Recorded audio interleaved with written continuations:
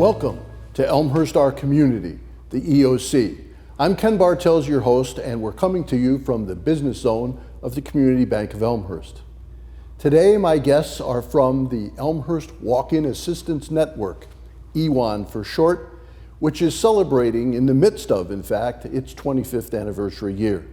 And I have Jan Edgley, a founding member of EWAN, and Jackie Crnkovich, the executive director. Ladies, welcome. Thank you for joining me on our program. And I want to start right out with this 25th anniversary celebration. So EWAN is celebrating 25 years in 2022, dating back to 1996. What were the circumstances that led to its founding? I worked at First Congregational Church. Reverend Harry Martin was at St. Peter's Church, and Carol Yesko was at IC, and we would see people coming into the community needing assistance, and they would go from church to church to church. And we weren't helping them, we were just giving them a hand out and not a hand up. And so Harriet Martin and I were together one night before Christmas in 1996 and decided that we needed to do something to stop the people coming out and to help the people that lived in our community. So that's how it got started. And Carol Yesko became the three of us, and we started working on it. And Glenn Ellen had a walk-in ministry, so we went to them. And because they created the wheel, we didn't need to invent it again, and they helped us get started. So early on, what was it? Just general assistance? Was it what the people walked in and needed? Were there specific programs?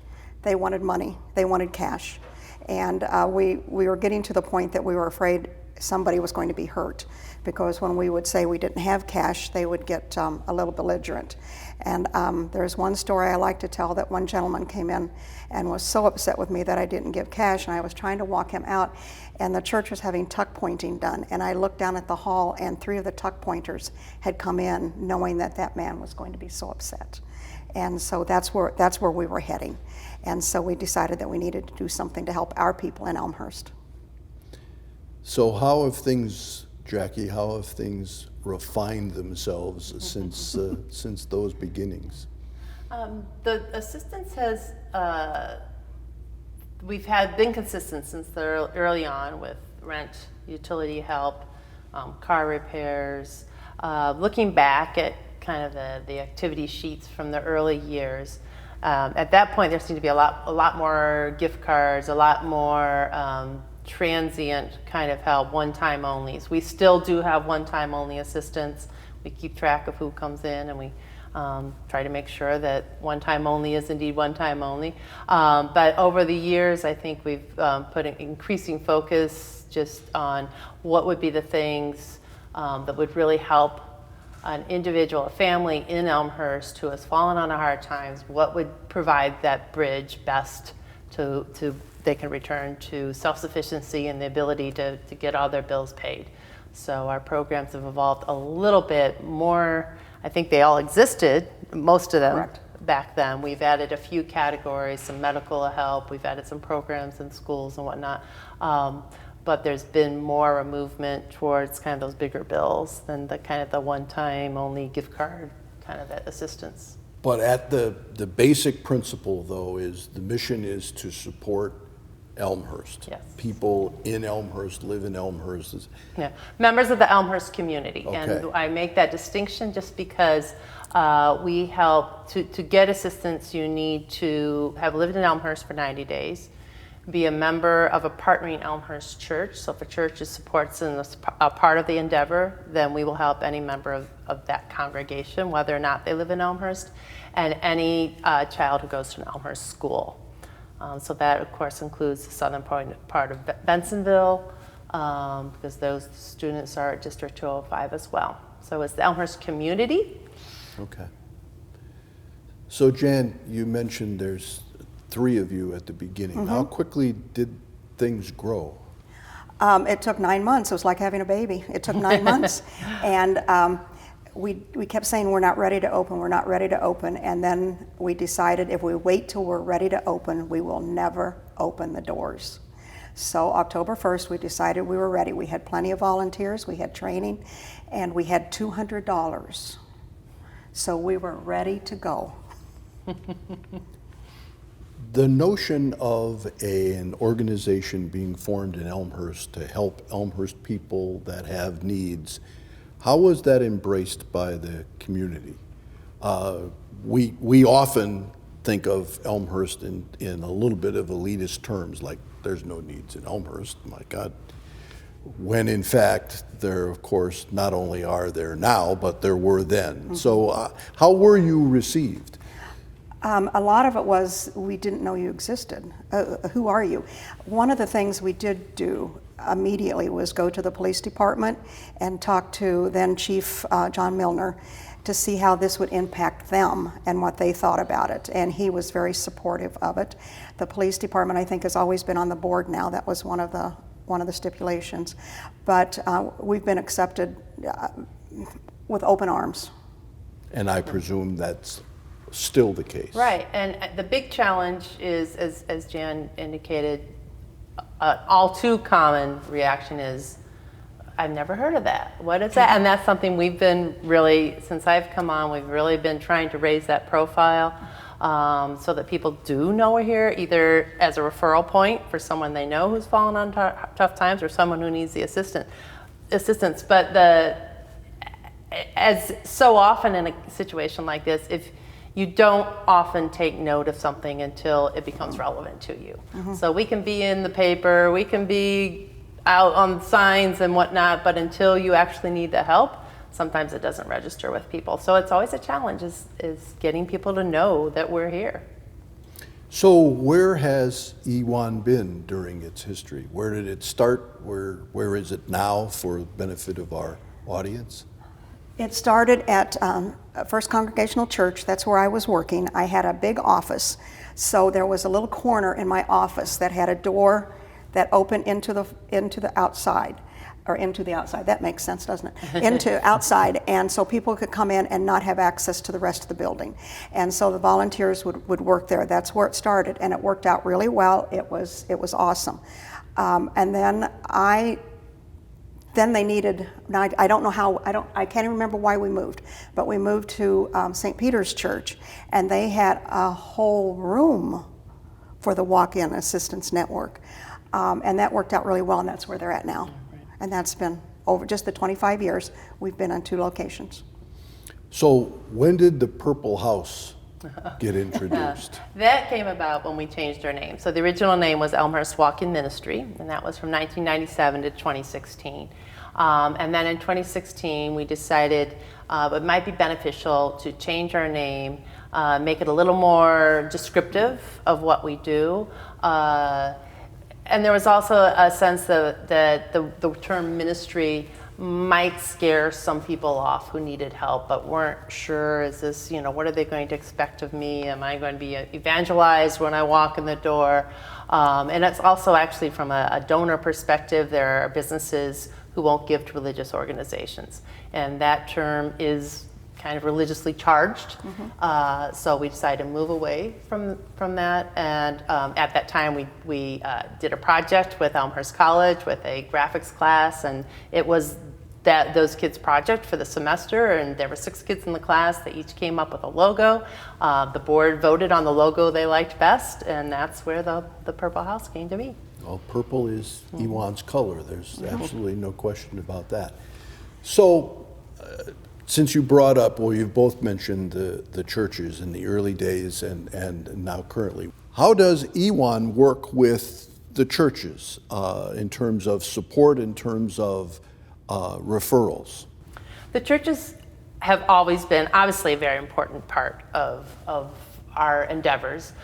In the beginning, they were, they made up a huge portion of the financial donation, and the volunteer corps pretty much came from churches. The board was made up largely of a representative from every church.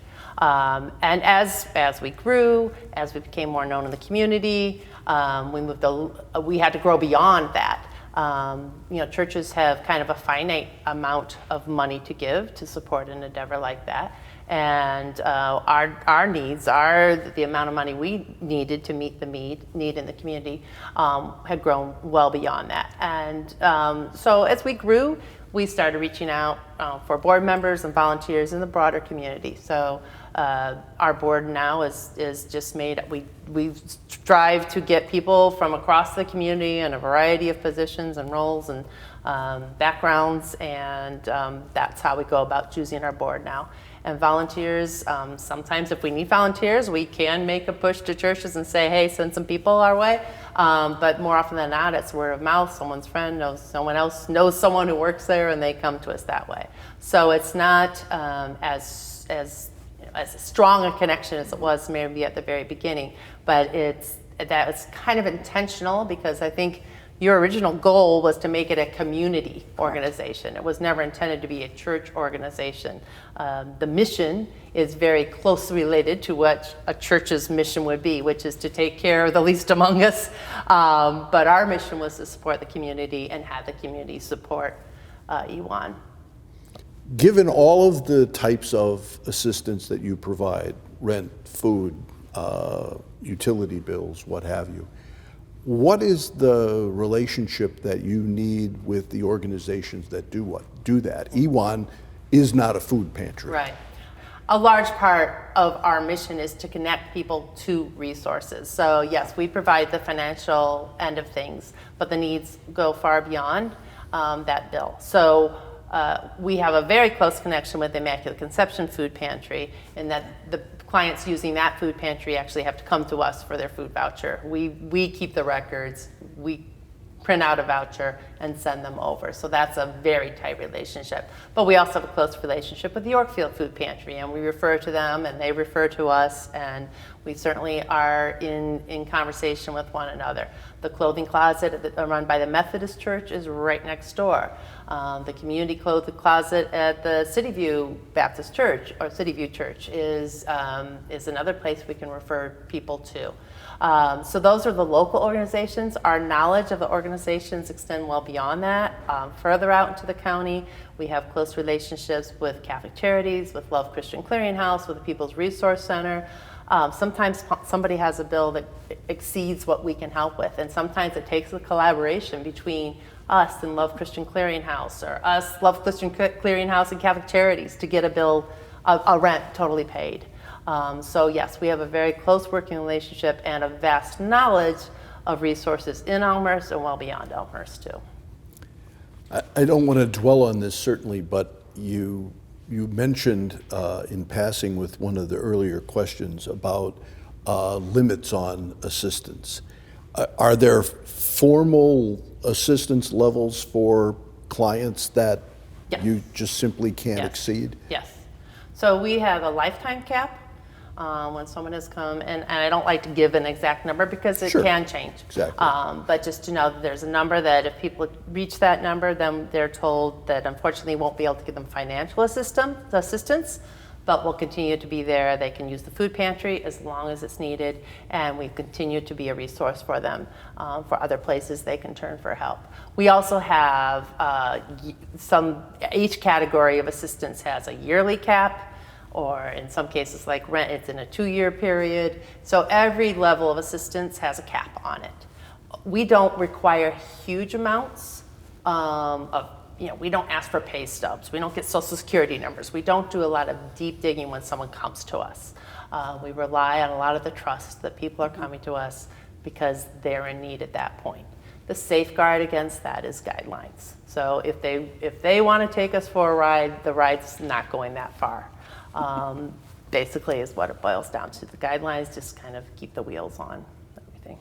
Go ahead. When we first started out, we were told that 94% of the people don't use the system, don't abuse the system. 6% do. Are we going to focus on 6% or 94%? And we need to focus on the 94% that need the assistance and the help. Now with $200 we had $200 to start, that couldn't have gone very far. It didn't. It didn't. And Reverend Martin, who a sweetheart, said, just don't worry about it. God will provide. And God's still providing 25 years later. So it was, yes, we had $200. Okay. And we were excited. On that note, God is with us. So we're going to go to break. And when we come back, I want to talk a little bit about COVID and Q for a Cause and a few other things that are most current. Great. This is Elmhurst, our community. We've been talking with Jan and Jackie about EWAN and its 25 years. We'll be right back.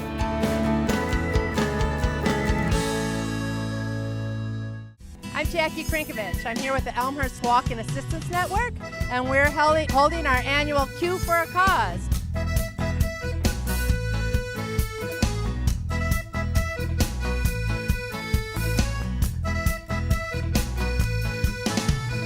The Elmhurst Walk-in Assistance Network has been operating in Elmhurst since 1997. We're here to provide emergency financial assistance for families in need in Elmhurst.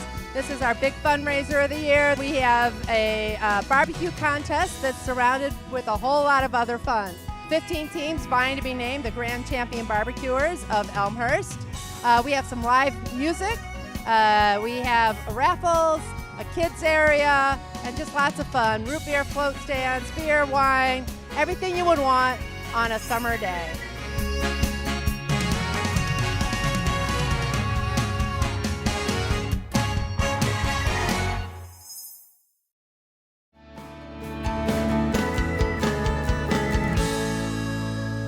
Welcome back to Elmhurst, our community. We're talking about EWAN and its 25th anniversary. So over 25 years, how many people have you helped and how much have you given out? Well, I think we just exceeded $1,500,000 in total assistance.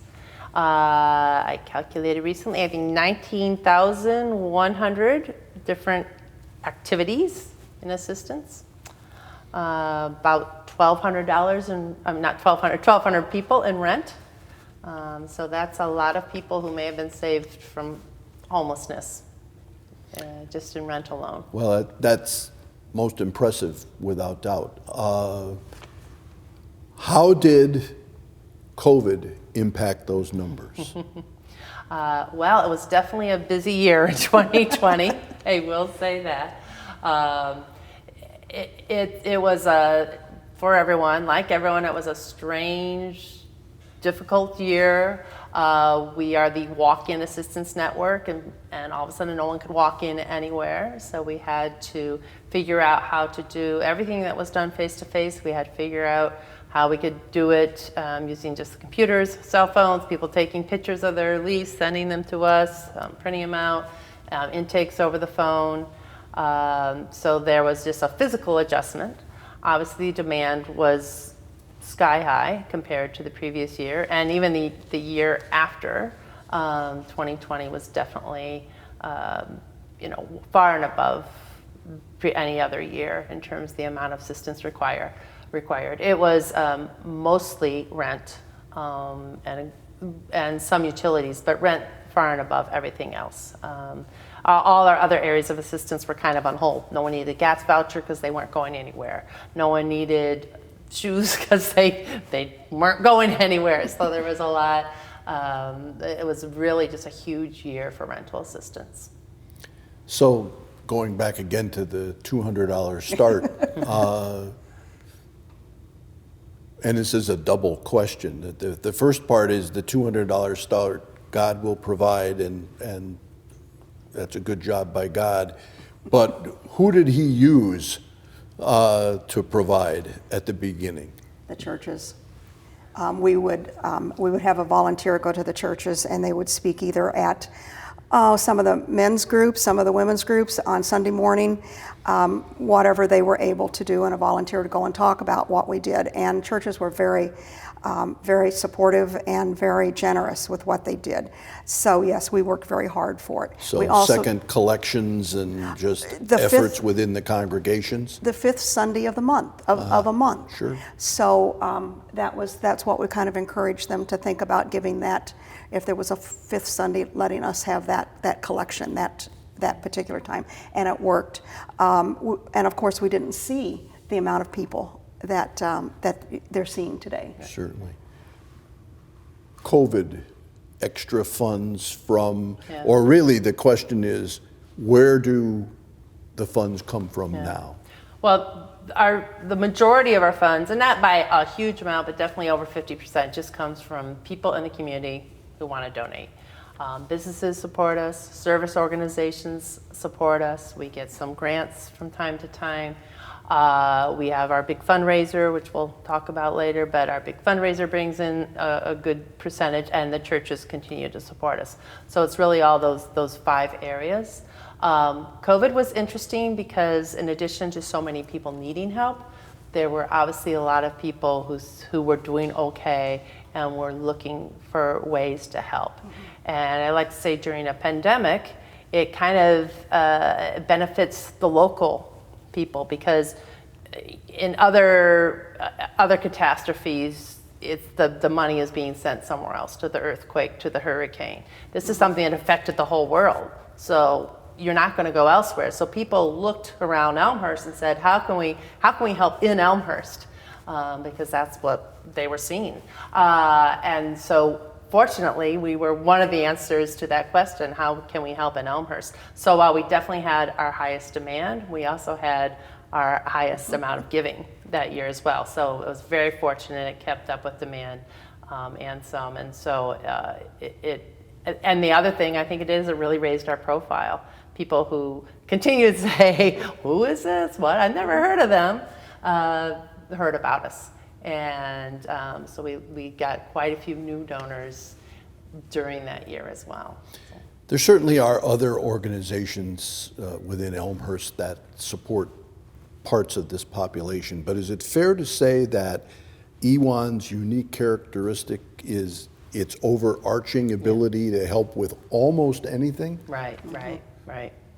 We have a breadth to what we do. I mean, there are very clear, specific things we do. You know, we do rent, we do water, gas, electric. We don't do all utility bills. We do water, gas, electric. We have very specific things that we help with. But if someone comes to us and the situation is unique, we've done things as varied as buy a mattress for a man moving from pads into an apartment at Greencastle. We have bought an Apple Pencil for a student at York who needed it because of some special needs she had.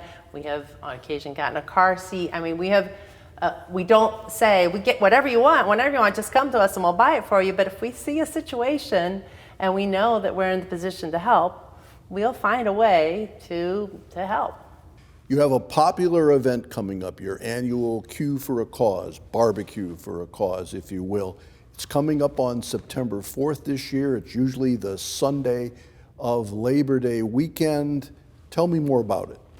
Well, in 2014, when I came on as executive director, we had a president who is a barbecuer, and he used to participate in Glen Ellen has a big barbecue event, and he's like, I think we should do this. We should, And so we got to chattering, and we're like, yeah, let's do it. So that's how it came about. We decided that. So I think we had 9 competitors the first year, and it was ribs only.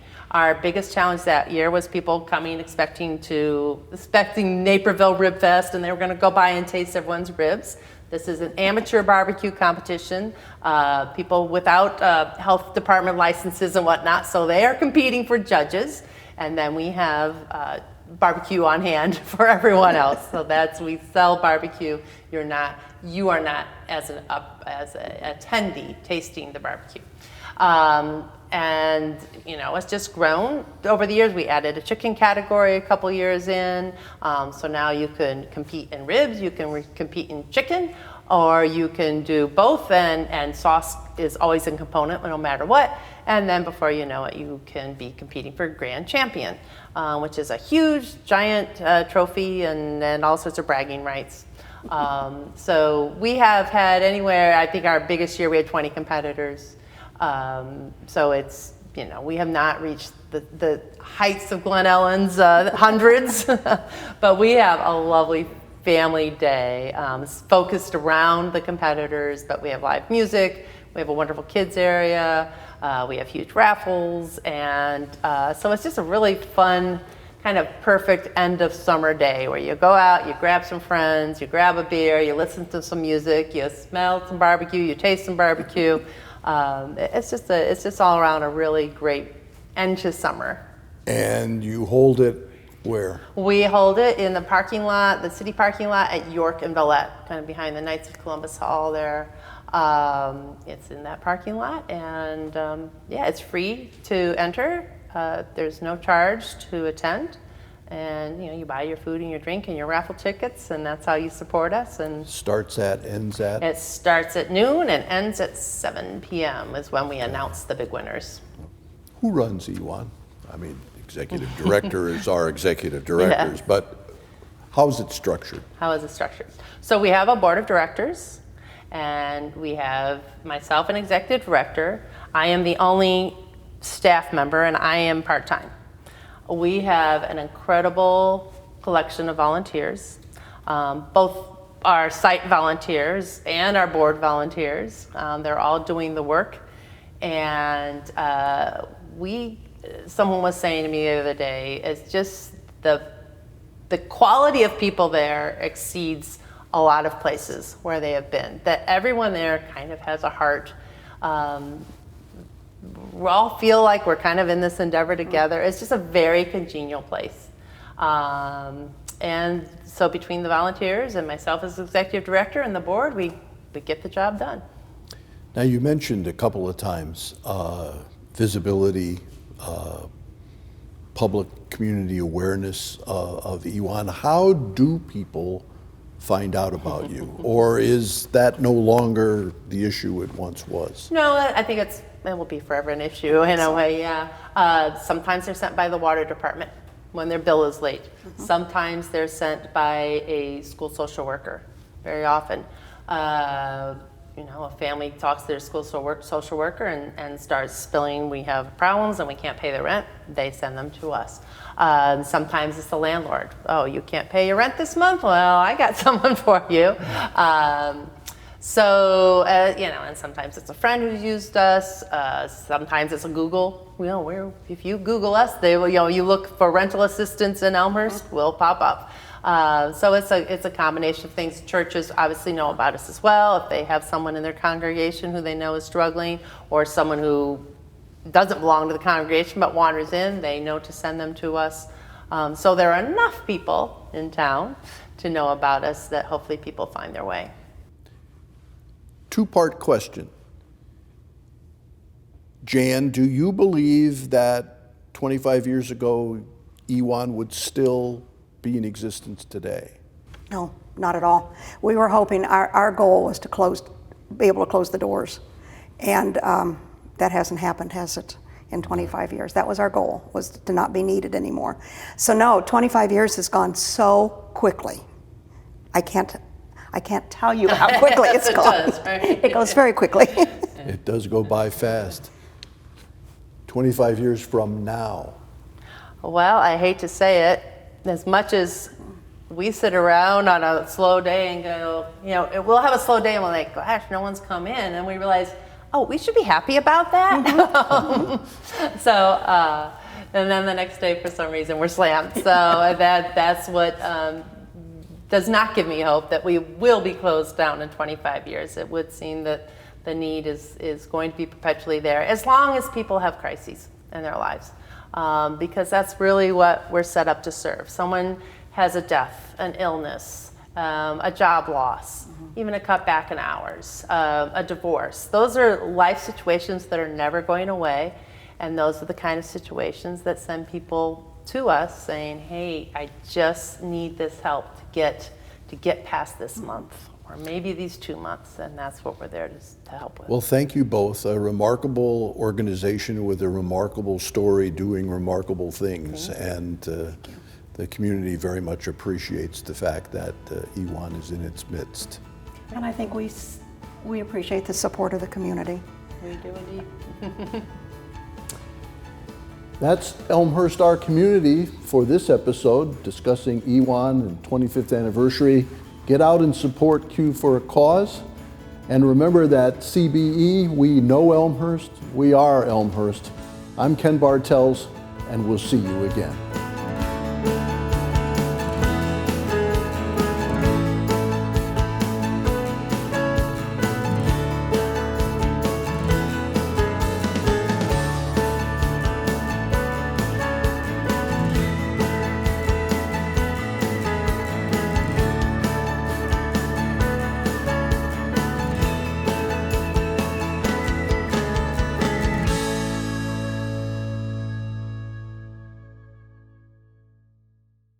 I'm Jackie Crnkovich. I'm here with the Elmhurst Walk-in Assistance Network, and we're holding our annual Q for a Cause.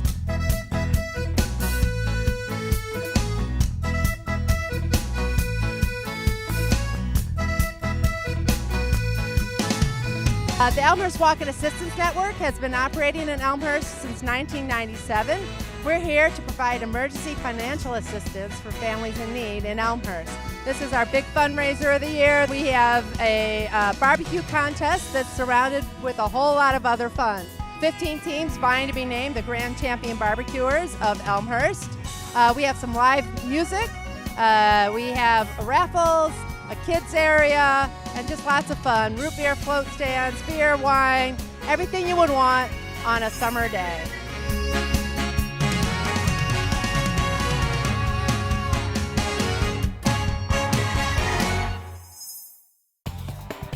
The Community Bank of Elmhurst Business Zone has modern co-working space and a conference room free for customers. Visit the zone today at communityelmhurst.com. Member FDIC, Equal Housing Lender.